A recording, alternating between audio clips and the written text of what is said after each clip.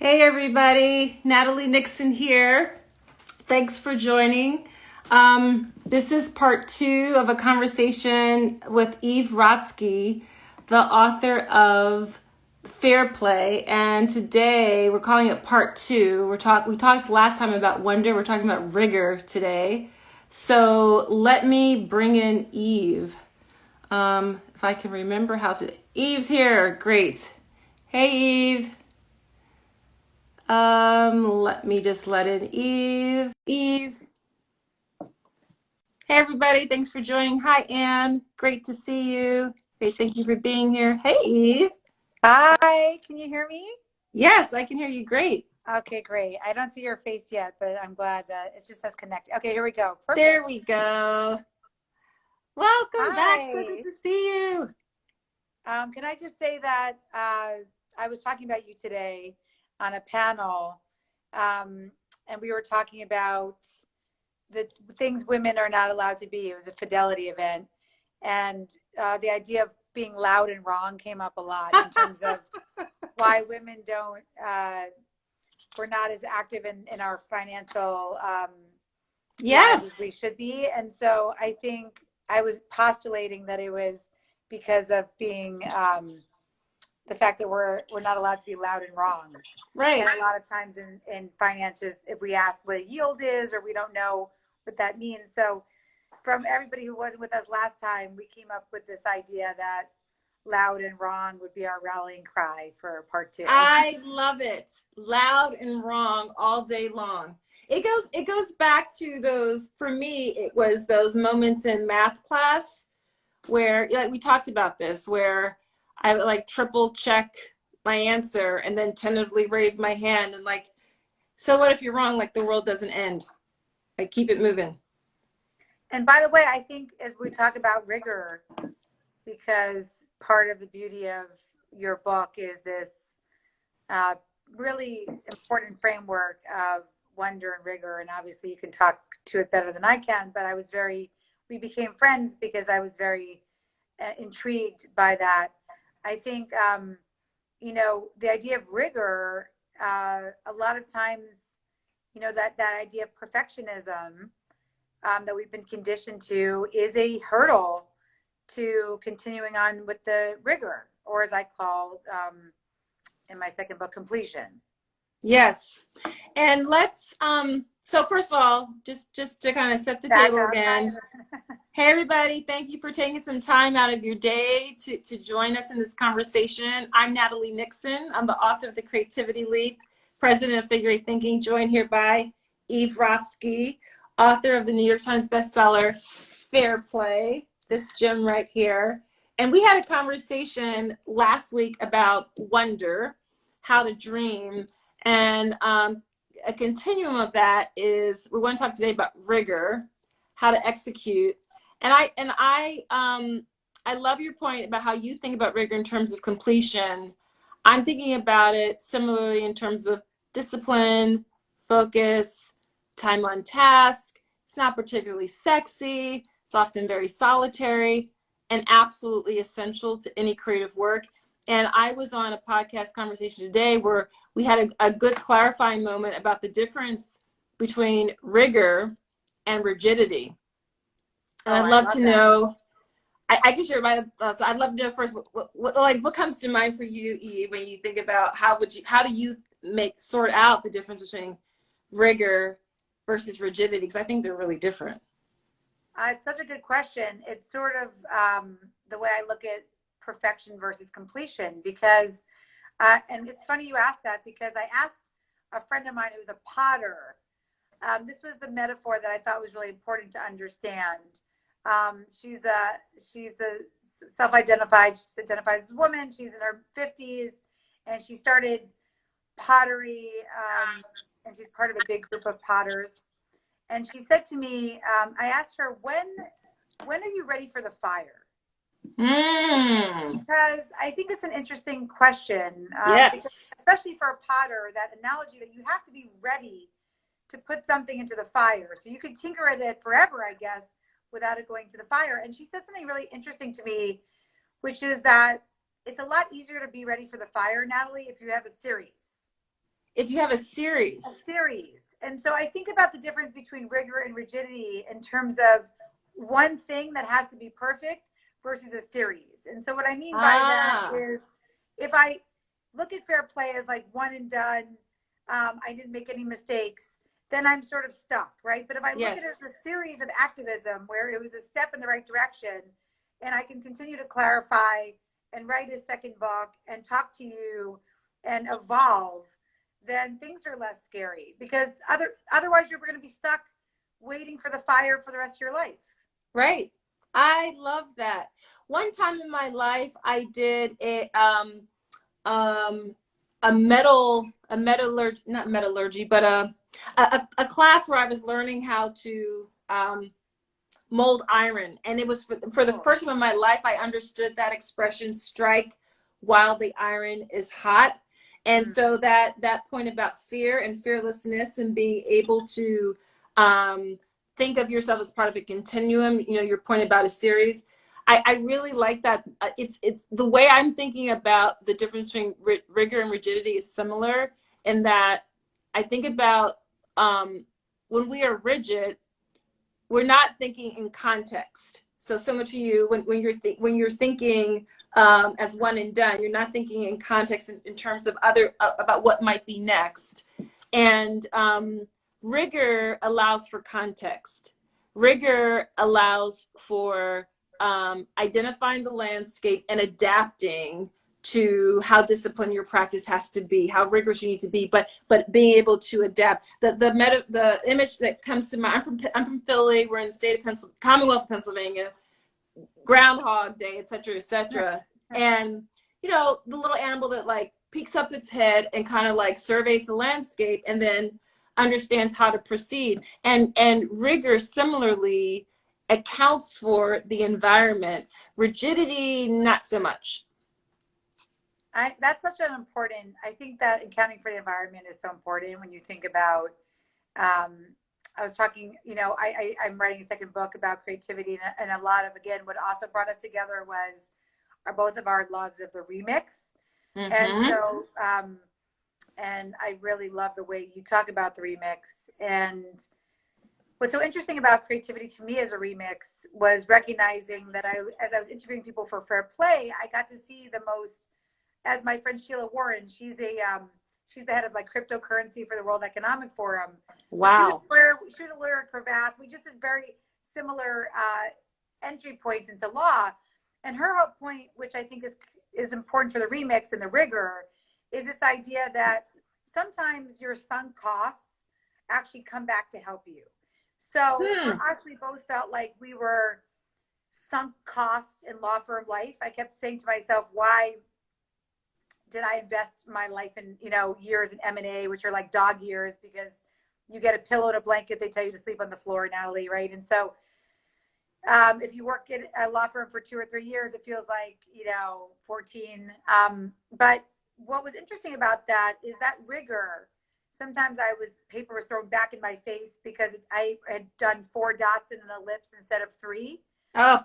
What I realized is those moments have come back to really help me write when I'm stuck. Yes. To recognize things are not always supposed to be fun. Nope. One woman I spoke to is a confectionery roboticist. And she... A what? She's a confectionery roboticist. Okay, that sounds really cool. What that means is her cakes move like Legos or whatever. But she did that. She became that because she was working with a toy company startup that didn't work out. And she's like, what am I supposed to do with all these stupid motors? So I think a lot about your remix. But to me, like, she had to be an engineer first to become the confectionery roboticist. And yes, that takes some rigor. And sometimes you don't know where that rigor is going to take you. So I guess what I would tell people is be more patient on your creative journey, because if you give up in the rigor, then you just end up with unfulfilled dreams. And that's not where we want anybody.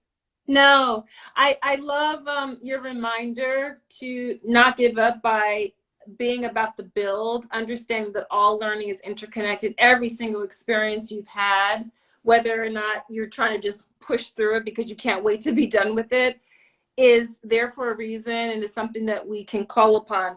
And I have a question for you. And this Okay, question came up. Abigail Edcliffe Johnson. Oh, That's her name. So hi Ann. So good to see you. hi, Ann. Thank you, Ann. So yeah, Abigail Edgecliffe Johnson. Everybody needs to check out her. I'm writing And this I down. met her from Ann. Ann is a remix, and what she does is, I feel like her media career and her love of connection has created and amplified a women's networking group called The List that I get to be so grateful to be part of, and that's how I got to meet Abigail through that network. So I got some bad news this week. My heart was really set on being accepted into something, and I got that email that said I wasn't accepted. And I had one literally, too, by the way. I had what? one of those too. You got one of those too? Okay, so I literally became not me in this present moment. I went into, why am I not good enough? Why was I excluded? Why was I not picked? I mean, like 8-year-old me, right? And this is connected, I realized, to rigor, because the way I pulled myself through it was I did some self-care. Like I bought myself some flowers, and I bought spicy extra curry, Singapore noodles. It's my comfort food, and things like that. But I've talked before about cultivating an inventory of courage. And I went back to when else in my life have I felt this way, and how did I push through it? So my question to you is, when for you were your first experiences of having to cultivate rigor? And for me, it was age 11, being a junior dance company, auditioning for a piece, and being cut. And I went to the side of the dance studio, and I sat on the edge, and I put my head into my knees, and I cried. And no one came around to comfort me. And finally, after about 15 minutes, I realized the pity party wasn't working. I wasn't going to get any like, Natalie was wrong. And I had to lift up my head. I had to dry my face. I had to sit on the sidelines. And I eventually learned through apprenticing, and then I got picked for other pieces. But it was a really hard knocks lesson among dancers. I mean, one of the reasons why I think dance teachers can be some of the most hard-ass, somewhat evil people in the world is because you will be told no so much, and you have to develop that tenacity and that ability, that rigor to show up again and show up again and show up again over and over and over again. So anyway, I picked myself up. I also have an amazing husband, and he talked me down from the tower as well. But, we're going to get the disappointments. We're going to get, no, not you, or not yet, or whatever. And, the rigor in all of the moments and experiences that we can look back and curate are part of our inventory of courage, and rigor requires that. So one of my questions for you, Eve, is when you reflect back on your childhood, on your life, what was an experience where you realized, okay, I gotta get it together, and that was the beginning of you learning to cultivate rigor? Such a great question. I mean, I think a lot about what the emotion is that you're talking about. And for me, it's disappointment. Yes. And disappointment's a really hard emotion. I think obviously grief and there's harder emotions. And so I want to acknowledge that, obviously I have a lot of privilege. And so I know a lot of people have a lot of hard emotions, but for me, what the emotion I identify with when I think about rigor is disappointment. And it's such a hard thing to be disappointed. I talk to my kids about this a lot. It's one of my worst emotions, and like you said, just this week. So I applied to TED for the first time. Me too. That was what happened for me. And I got rejected. Me too. So yeah. High five to TED fellow rejects. So because not that TEDx is not great in the other areas, right, but I really wanted TED specifically. Yes. And so I was rejected this week, and yep. But what I think what you said is so important, because that feeling I've had all my life, and I think there's certain disappointments, again, back to the remix. So did I want my father not to show up for his custody nights? No, I think it would have been great if he showed up for his custody nights. But early on, starting, 5, 6 years old, I recognized what it feels like to be disappointed by, someone not showing up for me. And then, like you said, sort of, how do you cultivate that resilience? Not by being cut off, which I think, I think for men, a lot of times that man box makes that more, likely. But for me, it was recognizing that part of my, what I call the fear framework, I talk about this in my second book that I'm just writing. A lot of what I did for my clients was a fear framework of what I call ready, set, go. And so the ready is the preparation. That's a piece of the completion, the rigor. The set is how would I have known that you had a similar experience this week? But we did this Instagram live. We're together. And now I have you as part of my spiritual friends. And we're also willing to be vulnerable with each other. And we're new friends, but it feels just as good as sometimes your oldest friends are not the ones who serve you. Right. And then finally, the go is something that Professor Benjamin Hardy talks a lot about for people maybe who have had those types of disappointment, is that sometimes you want to go to your future. So part of completion to me is, so many people say to me to go back to my past. But the problem is I have a lot of trauma in my past.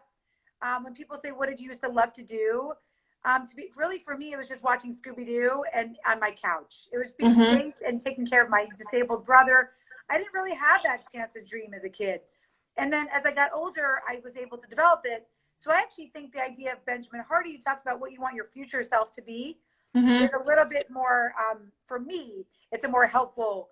So the idea of ready, set, go, the go to me is go back to the future. Like, where do you want to see yourself in 10, 20 years? And eventually, maybe it's that I want to be a thought leader, and TED was just a stepping stone, but I don't need TED, right? And then I can just let it go. So I think it's about looking at what we want to be in the future as part of our journey in our series, as we were talking about. I love how you've added the dimension of foresight into the self-care that's necessary to develop the muscle of rigor. Yeah. And you really went to a very deep personal place when I asked you the question of where did you begin to cultivate rigor of your dad not showing up for custody night, and not being picked for an audition as an 11-year-old was like wah wah wah. But I'll go with you there. I can actually, as you were telling your story, I was thinking, okay, that's deep and personal and true. And for me, it was age 9, switching to a new school in the suburbs of Philadelphia, 4th grade, where I was called the N-word every other day after school. And what is so similar in your telling and that memory, which, at age 51, I just gloss over that now, but there was real trauma there that I've learned over the years, just to say, yeah, and then I was called the N-word every other day after school, age 9 years old, 4th grade, like what that does to a person, and how I've learned as part of my next book, talking about boundary spanning and being on the margins actually gives us incredible perspective. It's an asset. But that solitariness, right? That solitariness of you having to sit with that disappointment, of me feeling so like, what's going on, what just happened, feeling very solitary and alone initially. But that's how we call up the reserve to be disciplined and focused and resilient in all of the capabilities that rigor requires. Absolutely. I think, resilience has gotten some backlash, or the idea of grit, but I think it's important. And look, if grit is used by the right wing to say, you just pull yourself up by your bootstraps, I don't buy into that, right? We need systemic solutions to systemic problems. But what I do think is very helpful, when Angela Duckworth talks about the idea of grit, one thing that she says always really stuck with me, which is that so many people like to see you having become, right? But they don't want to see you becoming, right? So it's like, it's this idea that, and I'm sure I'm, butchering her quote, but it's this idea that everybody's an overnight success story, right? We don't ever recognize the rigor that it takes to do most things, right? Like Whether I it's, like said, it's not sexy. it's not sexy. And I think dance is a great metaphor for that, because for me, I also danced. I was always pushed into modern and hip hop, never ballet because of my body. Right, right. And so, Me too. but and that did mess up my feet because I dance barefoot a lot. So I have like bone spurs, and I'm a little annoyed by that. But the beauty of the 8 count, and I think Tiffany Dufer was talking about this today when we were on a panel together. She took Serena Williams' masterclass, and Serena said when she's really stressed or she's losing a match, she just focuses on that next thing. Right. And so I think, it's always that combination. And you talk about this so beautiful, and is really the wonder rigor balance. It's yes. that, the big, hairy, audacious goal is an important thing to focus on. But that next step is the rigor. And so whether it's a series, whether it's recognizing completion is not perfection, whether it's recognizing that you and I can be thought leaders and we can create our own conference and we don't need TED to validate us, whatever it is, it's that to me is the true idea of what resilience means. So we when we were brainstorming about like what might we chat about, and when we said, we'll go from wonder about how to dream, how to build that big, hairy, audacious goal, to rigor, how to implement. I love frameworks. I'm a framework geek. So there's a framework that I love to use a lot with my clients to help them think about implementation. I call it the 3 Ps, which it's around people, process, and place, right? And so when we think about how to implement rigor, part of what I hear us talking about is mindset, right? How to protect one's mind, how to talk soothingly to oneself, really important self-talk. I love the work of Byron Katie for that reason, the 4 questions. And I went through that last night, and I thought to me, well, what might I be without these thoughts? And I would be a badass because I even applied to TED, right, fellows, right? That's what I am. So if we think about how to implement rigor in terms of people, in terms of processes, in terms of place, and place, I mean all, physical environment, spatial dimensions, whatever. I love how you like to talk about space-time continuum. I love that too, right? Any ideas, stories, thoughts about how you have started to implement rigor in any given situation in terms of people? I think a lot, your tribe around you, your friendships help with that. Process, I think, is how we self-talk, and mindset, that's part of it, and place. But any thoughts about applying people, process, and place to think about building rigor, implementing rigor? I love your framework so much, and I have my little, I have your book here, and then also under it I had this book. I don't know if you've ever read this, but it's called The Decision Book too. Yes, I have it right here. Oh my God! Anybody who loves we're frameworks, sisters from another mister. I love frameworks. So I always keep this in my pocket because I was like, what framework? This book is the best, everybody. The Decision Book. Yeah, and we have nothing. We're not affiliated. We both just like it. We do. But yeah, I think so. Yeah, I think the idea of a framework is really important. And for the rigor piece, I remember the recently, or not that recently, but I remember the first time I had to read my audiobook. That they had asked me to do it because I guess in a lot of nonfiction, you do your own. And so this idea of narrating, sitting in a sound booth for 5 days, 9 to 5, it was so daunting. And, yes, and I think it was a time I was super burnt out because the manuscript had been turned in.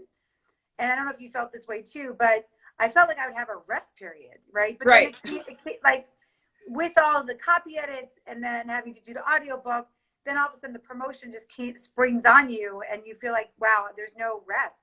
No. So I remember this audio, I wanted to give up, and quit and say, I'll pay for a narrator. But what I did instead was, and this goes back to the resilience and finding your community, the people, because I was thinking about the people piece. I signed up for an improv, like a voiceover class. Oh, And how smart. it was in Hollywood. And fun. What was funny about it was the most random ass people you've ever seen in your life. There was a woman there that was trying out to be a rat, Natalie, and so she kept saying, well, you have it easy because you get to speak in English. Like, I have to speak in rat. And I was like, what are you talking about? Like, you're learning to squeak here? And then there was like a guy who was trying out to be the new Star-Kissed Tuna.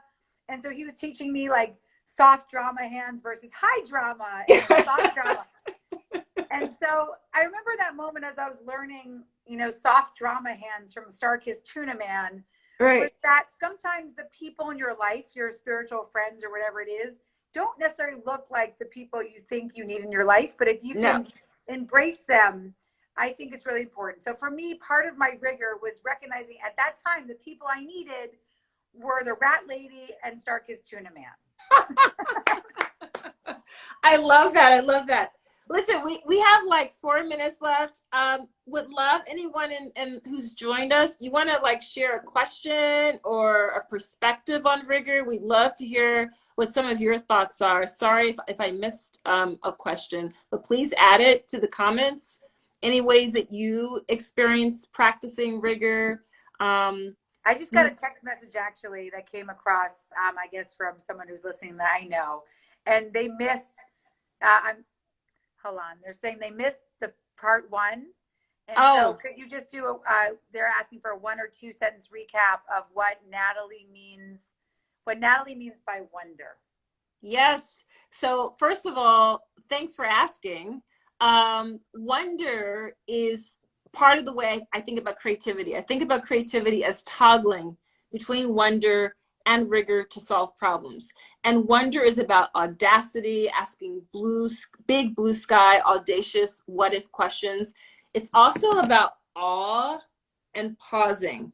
And in my research for my book, I was so thrilled to learn that some real intellectual heavy hitters have given a lot of credence to wonder, like Socrates, who talked about wonder being the root or seed of wisdom, and the Jewish theologian and civil rights activist Abraham Heschel talked about how it's wonder, not doubt, that's the root of all knowledge. So wonder, we don't allow ourselves to be dreamy. We don't allow ourselves to ask these audacious big what if questions. And yet we're constantly driven to innovate, produce. And it's actually not possible. I actually I just got these postcards made, Eve. I'm going to send you one. I have this corollary I talk about, which is that wonder is found in the midst of rigor, and rigor is not sustainable without wonder. The two are copacetic. And so that's why actually even as part of our conversation today, Eve, we are looping back in to some of, I feel like some of the elements of wonder as we're talking about rigor. Yes, but that's how I think about wonder. It's about audacity and pausing and awe. And it is absolutely essential for us to create time and space for that. Absolutely. And someone just asked, what's the name of your book? The Creativity Leap by Natalie Nixon. Thanks for asking. The Creativity Leap. Check it out. It is what like I said, what I love about your work, and I said this last time, and why I sought you out when I got to see you on a panel was the fact that it's so prescriptive. And I think in a time where we are thinking about blowing up the world in a good way and saying what Earth 2.0 can look like, sometimes it can feel very overwhelming because there is so much that has to change. And so what I do love about what you do, Natalie, is you give everybody a lot of prescriptive agency in their own lives to say, what are your values? How do you want to apply them and make them into a more creative lens? And so, I learn a lot from you every time we speak. But I would say that the beauty of your book is you can just open it up, and sometimes it's like a magic 8 ball. You'll just lay around like a page that has an insight or a